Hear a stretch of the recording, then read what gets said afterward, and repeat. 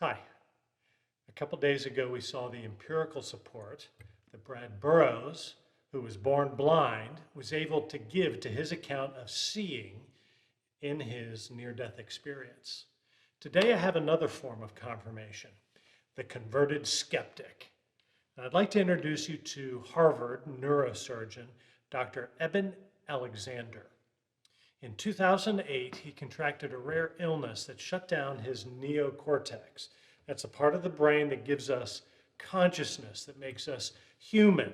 And what he experienced in that shutdown reversed everything that he learned in medical school.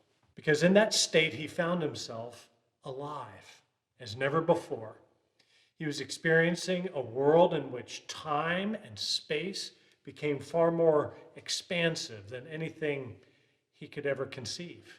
Now, as a neurosurgeon, he had heard many accounts over the years of resuscitated patients traveling to mysterious and beautiful landscapes, of reuniting with dead relatives, of even meeting God himself. And he had dismissed it all as pure fantasy. He said, if you don't have a working brain, you can't be conscious. You pull the plug, the computer goes dead. And that's what he thought until his own brain crashed. And what he discovered for himself is that the death of the body and the brain are not the end of a person's consciousness. When his brain ceased to function, Dr. Alexander found himself in a strange and beautiful world. Brilliant, vibrant, ecstatic, stunning.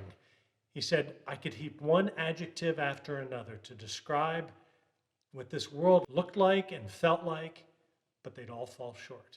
When John Burke interviewed him, he said, and I will just read you the quote, I remember ascending up into this brilliant, ultra-real valley, this brilliant greenery, lush with life. I remember how we would dip down and go through that lush greenery. There would be flowers and blossoms and buds on trees that would open up as we flew by. I remember the rich textures and colors beyond the rainbow.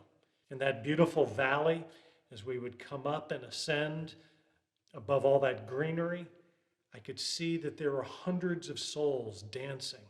I remember them as being dressed in peasant garb, very simple clothing, yet beautiful colors, with tremendous joy and merriment.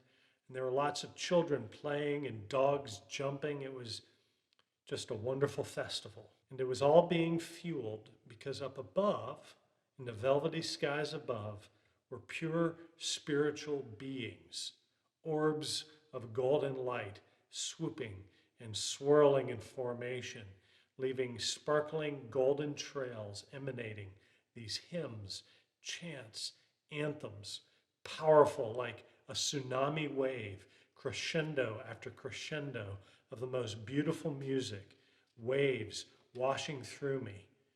And that's what was fueling this incredible joy and mirth going on in the Gateway Valley. He insisted that this experience, he said, the most important thing to realize was this was much more real than this world.